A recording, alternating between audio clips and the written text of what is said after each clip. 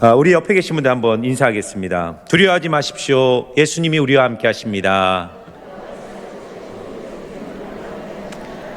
네.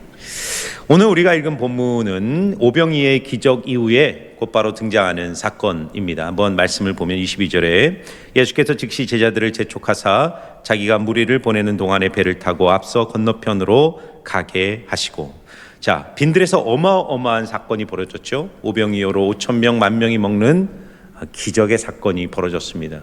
그런데 예수님 그 기적의 사건이 끝나자마자 즉시 제자들을 재촉하셔서 그곳을 떠나라고 말씀하십니다. 재촉하셨단 말이 억지로 강요했다는 거예요. 제자들은 떠나고 싶지 않은데 제자들이 빨리, 예수님이 제자들을 강요해서 그 자리를 떠나게 하시는 겁니다. 그 이유는 무엇일까요? 요한복음, 같은 사건을 다루는 요한복음을 보면 그 이유를 이렇게 설명합니다. 6장 15절인데요. 그러므로 예수께서 그들이 와서 자기를 억지로 붙들어 임금 삼으려는 줄 아시고 다시 혼자 산으로 떠나 가시니라. 자, 오병이어의 이 기적의 떡을 먹은 군중들이 예수를 왕으로 삼으려고 하는 것이죠. 엄청난 군중들의 갈채와 한호가 그 빈들을 가득 채우고 있었습니다. 근데 예수님은 마치 전염병으로부터 제자들을 보호하는 것처럼 제자들에게 빨리 배를 타고 이곳을 떠나라. 그리고 예수님도 산으로 올라가 홀로 하나님과 대면하는 시간을 갖는 것입니다. 그리고 더 놀라운 사실은 무엇이냐면, 그렇게 예수님의 재촉 때문에, 그리고 그 말씀에 순종하여 배를 타고 갈릴리 호수를 건너던 제자들에게 오늘 찾아오는 것은 통제할 수 없는 풍랑이었습니다. 여러분, 우리가 예수님께 순종하고 또 열심히 기도하면 하나님이 우리를 성공과 형통과 평안의 자리로 인도하실 거라는 기대감이 있습니다. 그런데 내가 기도했는데, 내가 순종했는데 뜻하지 않은 시련과 고난의 풍랑을 만날 때 우리는 힘들고 마음의 고민에 빠지게 됩니다. 왜 그럴까요? 전도서 7장 14절을 보면 이런 말씀이 있습니다. 형통한 날에는 기뻐하고 공고한 날에는 되돌아보아라. 이 두 가지를 하나님이 병행하게 하사 사람이 그의 장래의 일을 능히 헤아려 알지 못하게 하셨느니라. 아멘. 하나님의 양손에, 오른쪽과 왼쪽에 우리의 인생을 인도하시는 두 가지 도구가 있다는 거예요. 한 손에는 형통의 날이라는 도구, 또 한 손에는 공고한 날이라는 도구라는 거예요. 이 인생의 섭리자이신 하나님께서 이것을 적당하게 혼합해서 병행해서 우리의 삶을 인도하신다는 거죠. 우리는, 저도 그렇습니다. 내 인생에 형통한 날만 쭉 이어지기를 원합니다. 저만 그런가요? 여러분도 그럴 거예요. 내 삶에 형통한 날만 있기를 기대하죠. 그러나 무한한 지혜와 사랑을 가지신 주님은 정말 우리의 인생의 유익을 위해서, 우리의 영혼의 유익을 위해서 형통한 날과 공고한 날을 병행하게 하사 우리의 삶을 이끌어 가신다는 거예요. 왜요? 장래의 일을 헤아리지 못하도록 하기 위함이라는 겁니다. 이게 무슨 말일까요? 여러분, 인생은 오늘 본문처럼 바다 위에 떠 있는 한 척의 배와 같습니다. 우리의 인생은 견고한 대지 위에 있는 것이 아니라 조금만 바람이 불어도 출렁거리는 바다 위에 떠 있는 배와 같습니다. 그래서 인생은 불안하고 불확실한 것입니다. 하나님은 이렇게 불확실하고 불안한 인생을 통과하면서 이 불안하고 불확신 세상에 소망을 두지 않고 그 세상 너머에 변함없으시고 신실하시며 온전하시고 완전하신 그 하나님께 우리의 시선을 두도록 하나님께서는 형통한 날과 공고한 날을 병행하며 우리의 삶을 이끌어 가신다는 거예요. 오늘 제자들이 갈릴리에서 만난 이 풍랑은 바로 우리가 인생을 살면서 경험하는 공고한 날을 의미하는 것입니다. 여러분의 인생에 공고한 날이 찾아올 때, 내가 통제할 수 없는 인생의 풍랑을 만날 때 우리는 그곳에서 반드시 만나야 될 예수님이 있습니다. 오늘 본문에서 첫 번째로 우리가 만나야 될 예수님은 중보하시는 예수님이세요. 기도하시는 예수님입니다. 사람들은 보통 오병이의 기적을 경험하면 그 성공에 취해 하나님을 잃어버려요. 세상의 영광에 취해 하나님을 잃어버리는 거예요. 반대로 통제할 수 없는 풍랑이라는 시련을 만나면 마치 하나님이 없는 것처럼 절망합니다. 그런데 우리 예수님의 인생 속에서는 수많은 풍랑, 수많은 시련, 수많은 성공의 유혹들이 있었지만 주님은 한 번도 길을 잃으신 적이 없어요. 왜 그럴까요? 오늘 22절과 23절을 보시기 바랍니다. 예수께서 즉시 제자들을 재촉하사 자기가 무리를 보내는 동안에 배를 타고 앞서 건너편으로 가게 하시고 무리를 보내신 후에 기도하러 따로 산에 올라가시니라. 저물매 거기 혼자 계시더니. 여러분, 예수님의 인생에 많은 유혹이 있었죠. 왕으로 삼으려고 했던 사람들, 예수님께 열광하며 예수를 메시아라고 추정했던 수많은 군중들, 어마어마한 전성기를 통과하면서 얻었던 세상적 인기와 영광도 있었고요. 때로는 말할 수 없는 시련과 고난과 도전과 멸시와 고통이 예수님의 인생을 가득 채운 적도 있습니다. 그러나 주님은 한 번도 실패한 적이 없어요. 주님은 한 번도 중심을 잃어본 적이 없습니다. 왜 그렇습니까? 주님은 언제나 습관을 쫓아 기도하러 광야로 산으로 올라가셨기 때문이에요. 하나님을 대면하면서 늘 하나님을 바라보았기 때문에 예수님의 인생은 언제나 표적의 시간들이었습니다. 여러분, 요한복음을 보면 기적이라는 표현을 표적이라고 바꾸고 있어요. 우리가 인생에서 만나는 현상들은 때로는 오병이어의 기적일 때도 있고 때로는 풍랑이라는 시련일 수도 있습니다. 그러나 그것들은 다 현상입니다. 문제는 우리의 시선이 그 현상 너머에 계신 존재를 바라보고 있는가. 우리가 그것을 바라볼 때 기적은 기적으로 끝나는 것이 아니라 풍랑은 풍랑으로 끝나는 것이 아니라 그것은 우리 가운데 계신 하나님을 바라보게 하는 표적이 되는 것입니다. 예수님이 눈에 보이는 성공과 시련이라는 현상에 묶이지 않을 수 있었던 것은 그분이 기도를 통해 날마다 표적을 보았기 때문이에요. 자신의 삶에 임재하시는 하나님의 영광을 바라보셨던 것입니다. 그런데 여러분, 제자들의 삶은 어떠합니까? 오늘 제자들의 삶을 잘 보세요. 낮에는 정말 롤러코스터를 타는 것 같아요. 낮에는 오병이어의 그 빈들에서 어마어마한 기적을 경험하면서 그 성공과 성취감에 취해 마음이 분주하고 흥분에 빠집니다. 기적이 주는 영적 의미를 보지 못하고 성공과 인기에 마음을 다 빼앗겨서 길을 잃어버린 거예요. 그래서 예수님은 그런 제자들의 허상과 허영으로부터 그들을 건지기 위하여 그들을 갈릴리 바다로 밀어넣으세요. 통제할 수 없는 풍랑을 만나게 하십니다. 그런데 제자들은 풍랑이는 바다에서 예수님을 찾았을까요? 오늘 말씀 한번 다시 볼까요? 24절과 25절을 보면 배가 이미 육지에서 술이나 떠나서 바람이 거스름으로 물결로 말미암아 고난을 당하더라. 밤 사경에 예수께서 바다 위로 걸어서 제자들에게 오시니. 자, 밤 사경에 오셨다는 것입니다. 밤 사경이란 어떤 시간이냐면 유대인들은 밤 시간을 4단계로 구분해서 1경, 2경, 3경, 4경으로 구분했습니다. 사경은 가장 깊은, 이제 새벽이 오는 가장 짙은 밤의 끝자락이 밤 사경이에요. 그러니까 새벽 3시부터 6시까지의 시간을 말하는 것입니다. 그러면 지금 제자들이 초저녁에 예수님의 그 재촉함을 받고 마지못해 배를 타고 바다를 건너는데 그 초저녁에 풍랑을 만난 거예요. 그러면 예수님이 오는 그 시간까지 무려 제자들은 10시간의 시간 동안 사투를 벌이며 풍랑과 싸우고 있었던 것입니다. 그런데 예수님은 왜 새벽 3시부터 6시 가장 늦은 이 밤에 그때가 돼서야 비로소 제자들을 찾아오셨을까요?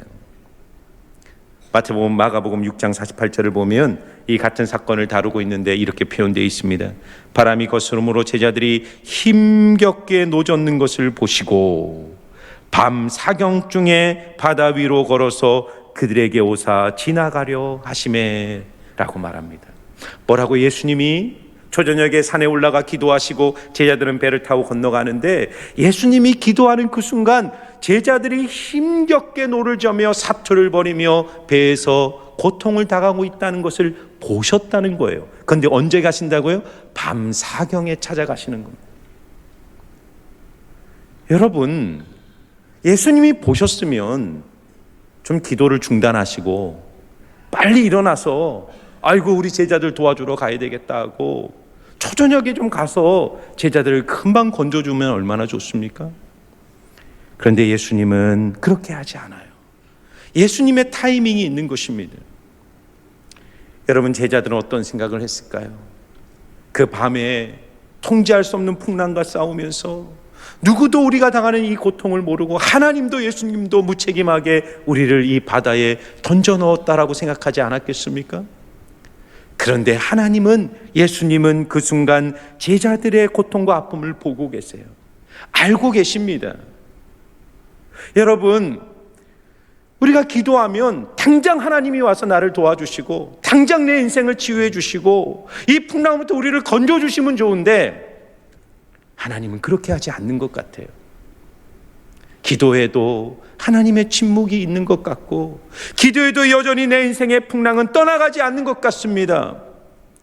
그러나 인생을 언제나 뒤돌아보면 예수님은 내가 원하는 그 시간에 언제나 오지 않았지만 주님이 원하는 그 시간에 반드시 내 인생에 오셔서 나를 위해서 가장 좋고 선한 일을 이루어내고 계셨음을 우리는 언제나 뒤를 돌아볼 때마다 그것을 발견하게 되는 거예요. 사랑하는 여러분, 오늘 이 말씀은 우리의 삶에 그대로 적용됩니다. 내가 겪는 이 고통 누구도 모를 거야. 하나님도 모를 거야. 그렇게 생각하는 그 절망적인 순간에도 예수님은 지금 우리의 형편을 바라보시며 우리를 위하여 기도하고 계심을 믿습니다. 여러분의 영혼을 중보하고 계시는 그 예수님이 여러분과 함께 계십니다. 그런데 왜 예수님은 기다리실까요? 왜 예수님은 우리의 인생에 풍랑을 보내실까요? 주님이 보내시는 풍랑은 우리의 인생이라는 배를 깨기 위하여 오시는 게 아니에요. 그 배 안에 타고 있는 내 안에 깨져야 할 무엇인가가 있기 때문에 주님은 그 풍랑을 보내셔서 그 풍랑 속에서 우리의 내면을 다루시는 것입니다. 여러분, 그것은 무엇일까? 가만히 묵상해 봤어요.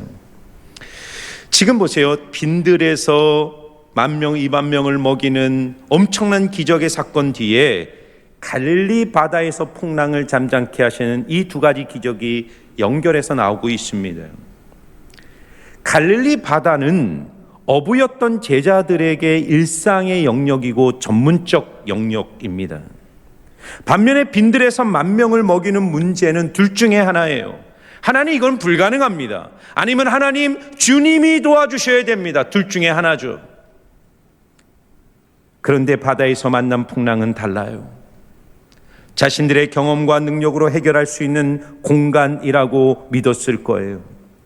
그래서 그들은 낮에 빈들에서 그 어마어마한 기적을 행하신 예수님을 기대하지 않는 겁니다. 예수님께 기도하지 않는 거예요. 예수님을 부르지 않는 것입니다. 10시간이라는 사투를 벌이면서도 그들은 자신의 경험과 지혜를 앞세우며 이 풍랑을 통제하려고 했을 거예요. 그래서 마침내 그들이 아무것도 할 수 없다라고 깊은 절망에 빠졌을 그 밤 사경에 예수님이 물 위를 걸어서 나타나셨을 때 제자들은 예수님을 보고 유령이라고 소리쳤던 것입니다.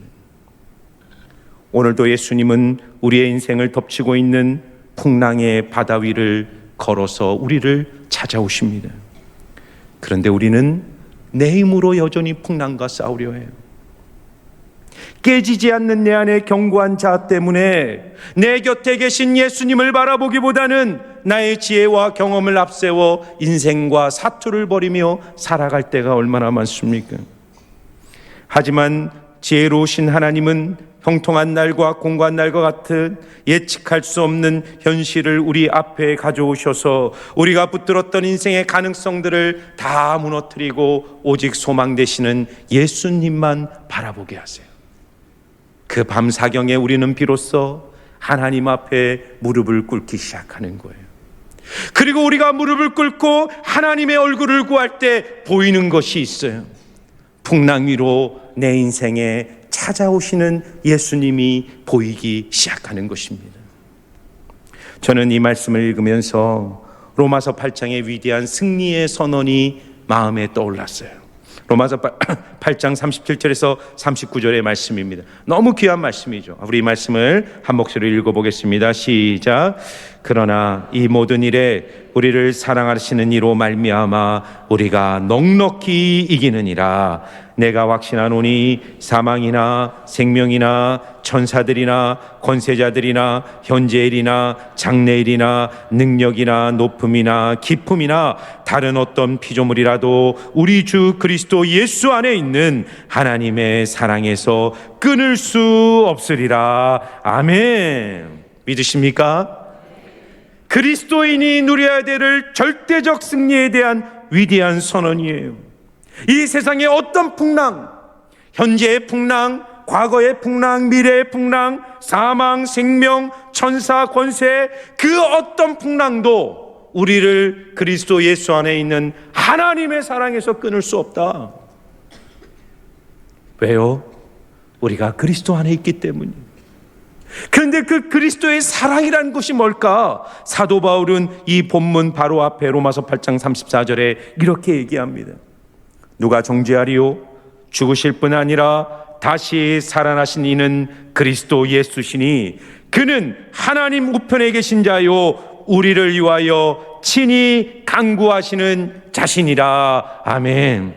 부활하신 주님이 하나님 보좌 우편에서 지금 우리를 위하여 하시는 가장 위대한 일이 무엇이라고 말합니까? 그분이 여러분과 저 풍랑 속에서 고통하며 고난을 겪는 우리를 바라보시고 우리를 위하여 기도하고 계신다고 말씀하고 있습니다. 믿으십니까?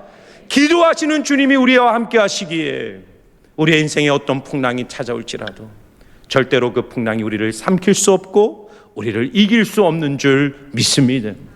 여러분, 수요일 날 수요 성서 강해를 창세기를 하고 있어요. 창세기 1절 2절을 봤는데 2절을 보면 참 재미있는 말씀이 나와요. 태초에 하나님이 천지를 창조하시니라. 근데 그 창조한 최초의 시공간의 세계를 창세기 1장 2절에 이렇게 말합니다. 땅이 혼돈하고 공허하며 흑암이 깊음 위에 있고 하나님의 영은 수면 위에 운행하시니라. 여러분, 참 이상하죠? 하나님이 창조하신 최초의 시공간이 어떤 형태? 카오스예요. 카오스, 혼돈, 공허, 흑암의 세상이었다는 거예요. 그런데 이 최초의 시공간이 하나님이 창조하신 질서와 충만과 영광으로 가득 찬 코스모스의 세계로 바뀌는 전환점에 창세기 3장 3절 하나님이 이르시되 빛이 있으라 하시니 빛이 있었고, 이 빛이 바로 예수 그리스도입니다. 예수 그리스도의 빛이 이 땅에 찾아오자 혼돈과 공허와 흑암으로 가득 찬 이 카오스의 세상이 주님의 영광과 충만으로 가득한 코스모스의 세계로 변화되는 거예요. 여러분의 인생에 빛이신 예수님이 찾아올 때 우리의 인생에 어떤 풍랑이 있을지라도 주님이 주시는 회복과 평안과 승리가 그 순간 일어나는 놀라운 기적이 일어나게 되는 거예요. 그런데 여러분, 빛이 임하기 전에 주님이 먼저 하시는 일이 있어요. 다시 1장 2절을 보면 뭐라고 말합니까? 땅이 혼돈하고 공허하며 흑암이 깊음 위에 있고 하나님의 영은 수면 위에 운행하시니라. 그래서 운행하신다는 말이 하나님의 영이 성령이에요. 운행한다는 말은 히브리어 라합, 암탉이 알을 품는, 가슴으로 품는 그런 모양을 말할 때 운행하신다는 표현을 쓰는 거예요. 여러분, 지금 여러분의 삶에 풍랑이 있고 혼돈이 있고 공허가 있고 흑암이 있습니까? 누구도 나를 모른다고 생각하십니까? 내 인생의 현실은 나만이 알고 있다고 생각하십니까? 그렇지 않아요. 주님이 내 인생에 찾아오시기 전에 이미 내 안에서, 내 옆에서, 내 곁에서 나를 품으시고 나를 위하여 중보하시는 성령님께서 우리와 함께 계시는 줄 믿습니다. 그래서 로마서 8장 26절에 이 얘기를 하는 거예요. 이와 같이 성령도 우리의 연약함을 도우시나니 우리는 마땅히 기도할 바를 알지 못하나 오직 성령이 말할 수 없는 탄식으로 우리를 위하여 친히 간구하시니라. 아멘. 성령이 어떻게 우리를 도우신다고요? 그분이 우리 안에서 우리보다 먼저 우리를 위하여 기도하고 계심을 믿습니다. 우리의 인생에 풍랑이 있고 혼돈과 공허와 흑암이 있을지라도 절대로 그것들이 우리를 이기지 못하는 이유는 우리를 위하여 기도하시는 성령 하나님, 성자 예수님의 은혜가 우리를 감싸고 있기에 우리는 반드시 이 풍랑을 지나 부활하신 주님을 만나는 놀라운 은혜를 누리게 될 줄 믿습니다. 그래서 여러분 보세요. 오늘 주님이 기도만 하시고 제자들만 바라보신 것이 아니라 그분의 때, 그분의 시간에 가장 정확할 때에 찾아오시는 거예요. 인생의 파도 위를 걸어서 제자들을 찾아오십니다. 자, 오늘 본문 25절과 27절 말씀이 우리 같이 한번 읽어보겠습니다. 시작. 밤 사경에 예수께서 바다 위로 걸어서 제자들에게 오시니 제자들이 보고 놀라 유령이라 하며 무서워하여 소리 지르거늘 예수께서 즉시 이르시되 안심하라 나니 두려워하지 말라. 아멘. 여러분, 성경에 수많은 단어가 나오지만 그 중에 제일 위대한 단어를 하나 뽑으라 그러면 저는 임마누엘, 이 뜻이 무엇입니까? 하나님이 우리와 함께 계시다. 임마누엘은 가브리엘이 그 어머니 마리아에 있는 모태에 있는 예수님이 태어나기 전에 하나님이 보내신 하나님의 아들 메시아가 태어날 것인데 그 이름을 임마누엘이라 하리라. 예수님의 이름이에요. 예수님은 우리와 함께 하시는 하나님이라는 거예요. 기독교의 하나님은 역사 밖에서 초월의 세계 속에서 우리를 바라보며 방관하며 좀 더 적극적으로 말하면 단지 중보해 주시고 기도해 주시고 걱정해 주시는 그런 하나님이 아니라 그분은 반드시 우리의 역사 속에 풍랑으로 가득 찬 우리의 인생 속에 걸어서 찾아오시는 임마누엘 되시는 하나님인 줄 믿습니다. 여기에 우리 성도의 소망이 있는 거예요. 근데 여러분, 밤 사경에 무리를 걸어서 자신들에게 걸어오는 예수를 보고 제자들이 보인 첫 번째 반응은 유령이라고 소리를 지르는 거예요. 유령이다라고 두려워하는 거예요. 왜 예수님을 유령 취급합니까? 유령이란 현실 세계에는 어떠한 영향도 줄 수 없는 하나의 환영에 불과해요. 풍랑이라는 현실의 한가운데서 나를 찾아와 나를 붙들어 주시는 그 풍랑 속에 걸어오시는 그 살아계신 예수님을 만나기 전에 예수님은 우리의 관념을 떠도는 유령에 불과할 수밖에 없는 거예요. 여러분 생각해 보세요. 빈들의 기적이 얼마나 좋습니까? 좀 거기에 하루 이틀 머물면서 그 열광하는 사람들과 함께 그 인기와 영광을 누리면 얼마나 좋습니까? 그런데 왜 예수님이 우리를 풍랑으로 가득한 바닷속에 밀어 넣으십니까? 우리는 그 풍랑 속에서 유령이 아니라 우리의 풍랑 가득한 현실로 걸어오시고 찾아오시는 실제이시고 우리의 인생의 진짜 현실이신 예수님을, 온 우주를 창조하시고 세계를 만드신 그 창조주 하나님이신 예수님을 그때 비로소 풍랑의 한가운데서 만날 수 있기 때문이에요. 그리고 우리는 그곳에서 가장 위대한 음성을 듣게 돼요. 그것은 무엇입니까? 나니 두려워하지 말라. 안심하라. 나니 두려워하지 말라. 여러분, 창세기 아까 말씀을 드렸잖아요. 혼돈과 공허와 흑암의 세계였던 그 최초의 시공간을 하나님의 영이 품으시고 마침내 하나님의 빛이 그 땅에 임하자 어떤 일이 벌어진다고요? 혼돈이 질서로 바뀌고 공허가 충만으로 바뀌고 흑암이 영광으로 충만해지기 시작하는 거예요. 여러분, 빛이신 예수님이 내 인생에 찾아올 때 어떤 일이 벌어집니까? 오늘 본문의 결론이 32절이에요. 배에 함께 오름에 바람이 그치는지라. 사랑하는 여러분, 예수님은 관념에 갇혀 계신 유령이 아니에요. 예수님은 종교적 교리에 머물러 있는 하나의 교리와 이론이 아닙니다. 예수님은 우리의 인생에 가장 중요하고 가장 확실한 현실 그 자체인 줄 믿습니다. 그분이 찾아오는 곳마다 그분이 우리의 인생의 중심에 들어올 때 인생의 폭풍우는 잔잔해지고 삶은 새로운 국면으로 변화되기 시작하는 거예요. 여러분, 요즘 우리 한국에 굉장히 핫한 영화 하나가 등장했는데 파묘라는 제목의 영화예요. 아마 1,000만을 금방 넘을 것 같은데요. 이 파묘란 시신을 이장하기 위해서 무덤을 해체하는 작업을 파묘라고 합니다. 이 영화는 어떤 집안의 무덤을 파묘하면서 벌어지는 일들을 다루고 있어요. 이 영화의 독특한 점은 뭐냐면 이 영화는 오컬트 장르의 영화입니다. 오컬트라는 것은 귀신, 초월적 존재, 어떤 신비적 현상을 다루는 영화가 오컬트 영화입니다. 그런데 이 영화의 독특한 점은 오컬트 영화인데 매우 역사적이고 현실적인 주제와 이 오컬트적 요소가 버무려져 있다는 사실이라는 겁니다. 분명히 귀신이 나오는 영화인데 영화의 주제는 일제강점기에 대한 역사적 시각을 다루고 있는 영화입니다. 그래서 영화에 등장하는 인물들은 무당, 풍수사, 귀신, 혼령을 다루는 스님들 이런 사람들이 등장해요. 그런데 그 등장인물들의 이름들은 모두가 역사에 활동했던 독립운동가들의 이름으로 등장합니다.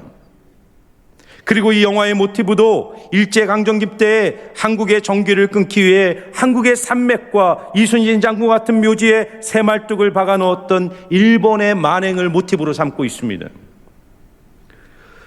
이 영화가 오늘날을 살아가는 현대인들에게 강력하게 어필이 되는 이유는 뭘까를 한번 생각해 봤어요.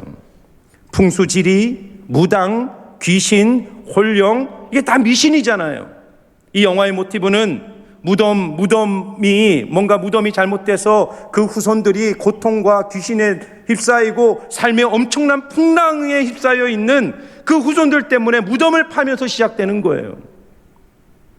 현대인들의 의식 속에 눈에 보이는 현실 너머에 이 현실을 컨트롤하고 있는 신비적 존재가 있고 그 신비적 존재를 다루는 무당과 같은 존재의 권위와 영향력을 이 영화는 은근히 말하고 있습니다. 여러분, 그렇지 않나요? 오늘날 과학을 숭배하고 합리성을 숭배하는 이 시대의 현대인들이, 얼마나 많은 현대인들이 무당을 찾아갑니까? 얼마나 많은 사람들이 무속인들에게 가서 자기의 미래를 묻고 점을 치고 부적을 붙이며 살아갑니까? 한국의 무속인들만 80만 명이 넘는다 그래요.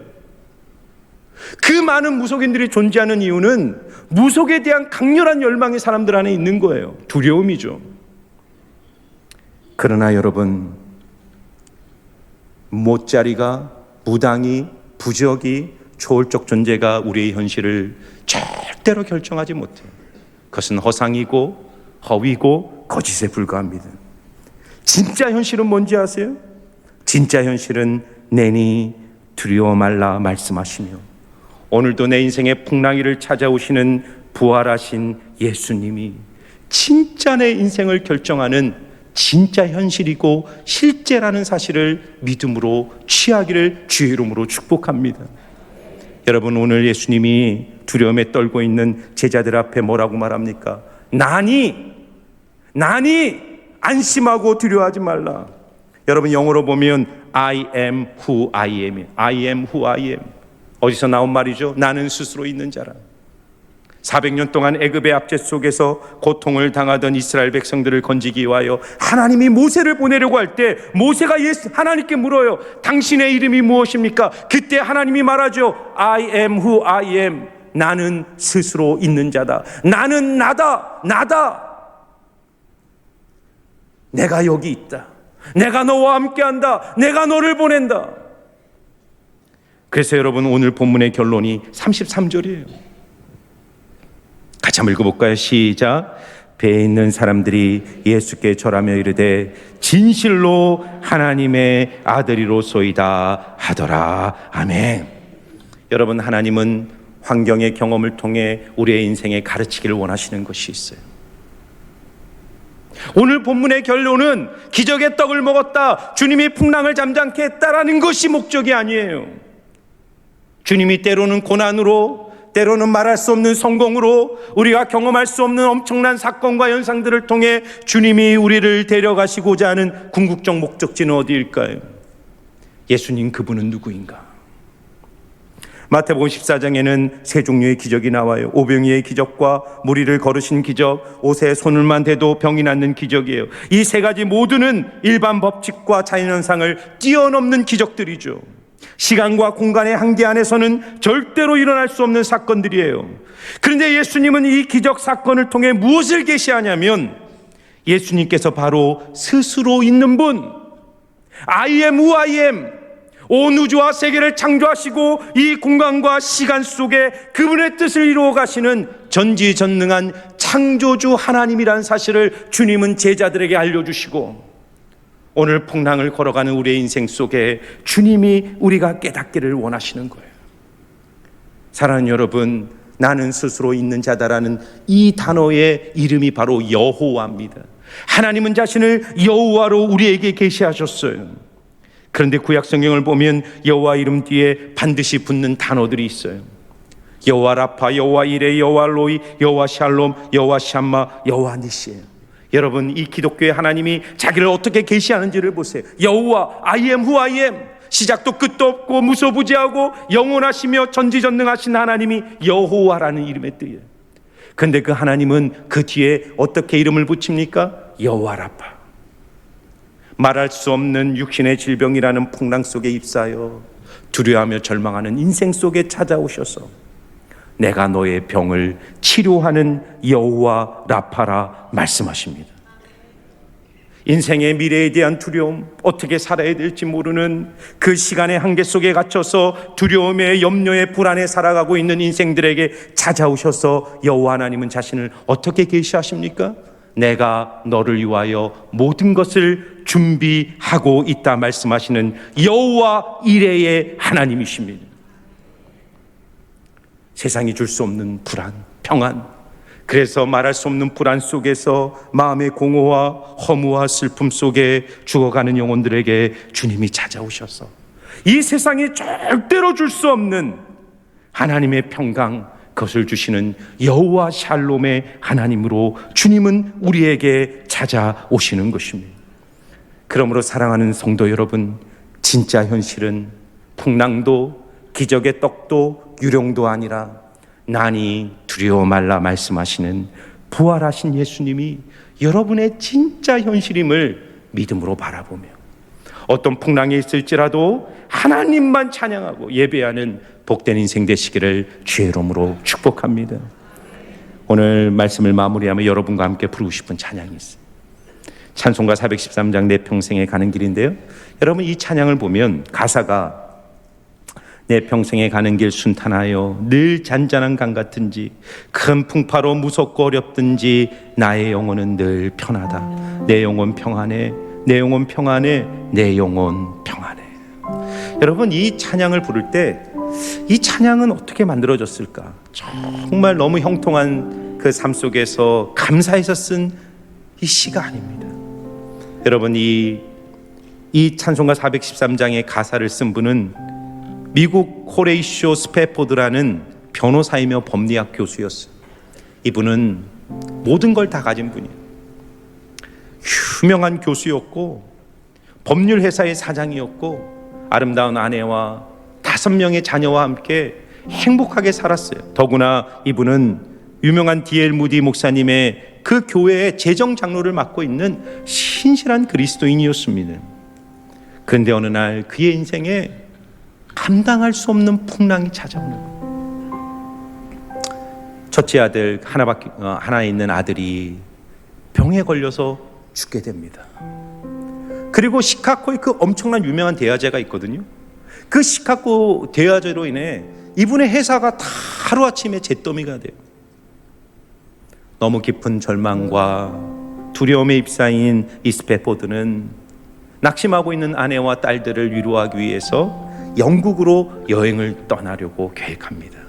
마침 D.L. 무디 목사님이 영국에 집회가 있어서 우리 그곳에 가서 함께 은혜 받고 다시 시작하자는 용기를 갖고 아내와 딸들과 함께 영국 행배를 타려고 하는데 갑자기 회사에 급한 일이 생겼다고 연락이 와요. 그래서 아내와 딸들을 먼저 보내고 나중에 배를 타고 합류하려고 합니다. 근데 먼저 떠난 이 배, 아내와 딸을 타고 있는 배가 그 다음날 새벽 2시에 마주오는 배와 정면으로 충돌하면서 그 배가 침몰하게 돼요. 며칠 뒤에 그의 아내로부터 전보 한 편이 날라옵니다. Saved alone, saved alone. 나만 살았습니다. 이 스패포드는 두려워하고 무너질 아내를 생각하여 며칠이 지난 뒤에 그 아내가 있는 영국의 아내를 데려가기 위해 배를 타고 그 바다를 건너가기 시작합니다. 근데 한참을 갈 때 선장이 한 지점을 가르치면서 저기가 며칠 전에 당신의 가족들을 탄 배가 충돌한 그 지점입니다. 그 순간 감당할 수 없는 슬픔과 고통이 이 스패포드의 마음에 밀려왔어요. 스패포드는 배 지하로 들어가 밤이 새도록 하나님께 울부짖었어요. 두려움, 원망, 슬픔, 절망의 풍랑이 그의 영혼을 뒤덮어 있습니다. 근데 여러분, 놀라운 일이 벌어집니다. 밤 사경 새벽 3시에서 6시 사이에 그 풍랑으로 가득 찬 스패포드의 인생 속에 예수님이 풍랑이를 걸어서 스패포드에게 찾아오시는 거예요. 내니 두려워 말라. 내가 너와 함께한다. 그리고 그 자리에서 오늘 우리가 부를 이 찬양을 그 자리에서 쫙 시로 씁니다. 그리고 이 찬양은 역사를 거듭하여 풍랑과 고통을 통과하는 사람들의 인생 속에 놀라운 위로와 힘을 주는 아름다운 찬양으로 오늘도 우리에게 불려지고 있어요. 사랑하는 여러분, 우리가 이 스패포드 같은 그런 엄청난 풍랑은 아닐지라도 우리 각자마다 내가 감당할 수 없는 인생의 풍랑을 지날 때가 있어요. 그때 주님, 내 인생에 찾아오시는 주님을 바라보고 주님을 향한 믿음 속에서 세상이 줄 수 없는 평안으로 승리하시기를 주의 이름으로 축복합니다. 우리 같이 한번 이 찬양을 드리겠습니다. 내 평생에 가는 길, 내 평생에 가는 길 순탄하여 늘 잔잔한 강 같은지 깊은 파로 무섭고 어렵든지 나의 영혼은 늘 변하다. 내 영혼